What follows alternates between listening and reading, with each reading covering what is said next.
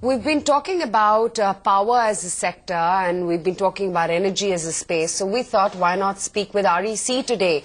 That ICRA says that Uday bond issuance is going to decline by about 0.2 trillion rupees in FY 18 to 21. They're saying that could impact financials from the issuance of their bonds.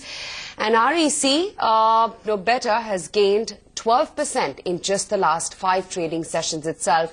The stock is now at a 2-year high. So let's really understand what really is happening with the sector and, of course, with REC as well in particular. Mr. P.V. Ramesh, the CMD at Rural Electrification Corporation, joins us on the show right now. Mr. Ramesh, hi, good morning. Thanks for joining in today. Your sense really of how the power sector demand is really panning out and whether or not there is a vertical upsurge that you're seeing in the demand on ground. Good morning. Thanks for having me. It's very clear that the power sector actually is experiencing a massive upsurge. I mean, we are experiencing a paradigm shift, both in terms of additional generation capacity and in terms of the consumption levels, because of the various initiatives taken by the government through its programs, ranging from Deen Dayal Upadhyay Gram Jyoti Yojana to Power for All to Uday. It's given a new dynamism to the distribution companies. There is a new efforts to turn around, and a massive investment is being made in modernizing the transmission and transformational capacity.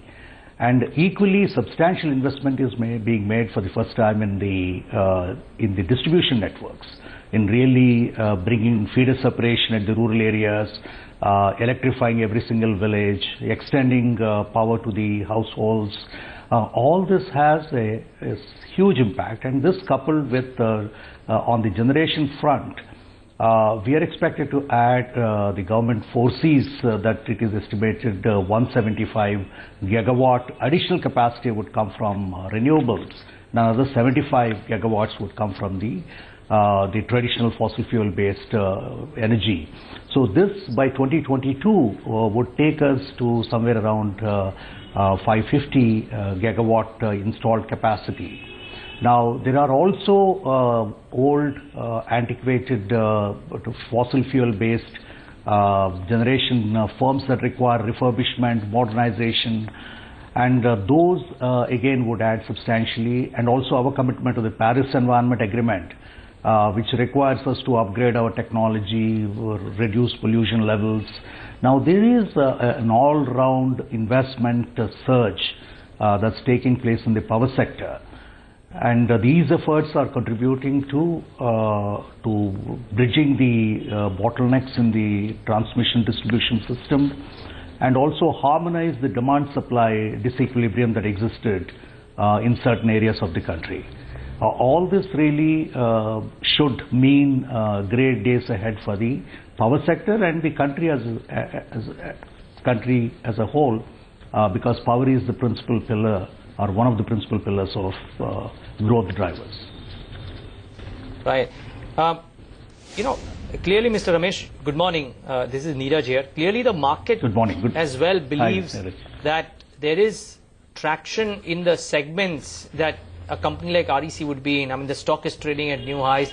We speak to people across in the market sphere, and from a case of indifference, I won't call it pessimism, but from a case of indifference towards a company like REC and your peers, to a case of full-blown optimism right now. What is going right? Where do you see, for the lack of a better word, where do you see the numbers looking like over the course of the next couple of years? Because I'm sure REC is not a 2-quarter story. REC is actually a 2-year, 3-year, 4-year story. Let me say, I mean, we are a 48-year-old story, yeah, and we have been in the business for 48 years.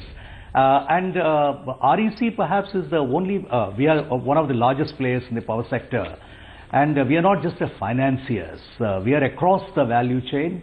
We work with the private sector, the public sector, with all the utilities of the states, of all the states across the country. We have offices, we have presence all over the place. We are on the renewables, we are in the traditional sector, and more importantly, we are the nodal agency for coordinating the execution of some of the most important programs of the government, which includes Deen Dayal Upadhyay, Gram Jyoti Yojana, the Uday, the Power for All. Now, all this put together, gives us a strategic position in terms of not just financing, but also creating value assets, maximizing the returns, and then supporting really the utilities in terms of improved governance, improved performance, and ultimately client satisfaction.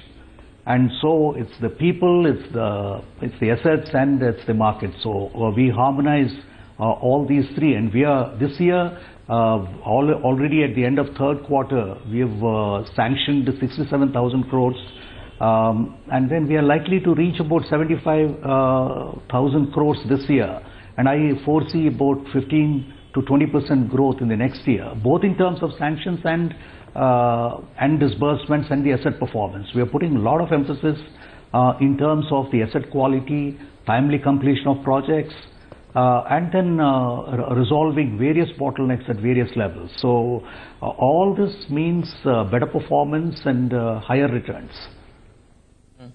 Okay, so Mr. Ramesh, these are actually really impressive numbers, though I'm sure that most people on the street actually work with these numbers as well. They're very bullish. What happens to provisions and the impact on profitability? There is growth. Will the growth come with the standard provisions that you've been enjoying, or could there be a rise out there as well? What is your view?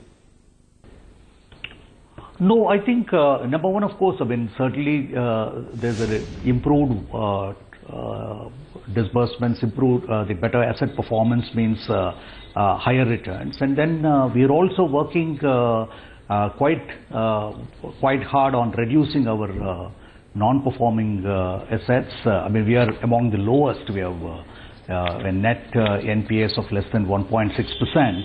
And also we are working on restructuring the loan assets. Actually, we've reduced the restructured assets from 23,000 to 19,000 over the third quarter, and we are likely to bring it down further. So its overall performance is likely to be a lot more robust. And that's because of the investments that are taking place. Several projects actually are likely to take off, be commissioned in the next coming days and years and months. And then across this sort of a transformational change that's taking place across the value chain, not just, and particularly at the distribution system, and the DISCOM modernization, the Uday impact, which is really having a transformational impact at distribution, which had traditionally been one of the bottlenecks in the power sector. So that's how we are foreseeing the future ahead as extremely promising.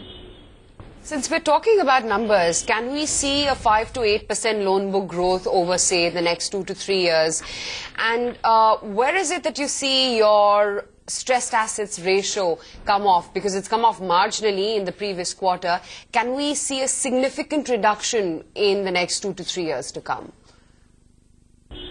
Yes, let me say about the loan book growth. It's not 6 to 8%. It's almost about 20%. Actually, this year, because of the prepayments by the distribution companies, our loan book doesn't really show the real growth, because actually the growth has come from higher disbursements rather than otherwise. I would expect next year the growth to be around 15 to 18%. That's the sort of a loan book growth. With regard to the stressed assets, it's really we are working with the other peers who are also in the market, who have either co-financed and also have a similar exposure. And there are efforts being made individually, together and collectively to address some of these issues systematically.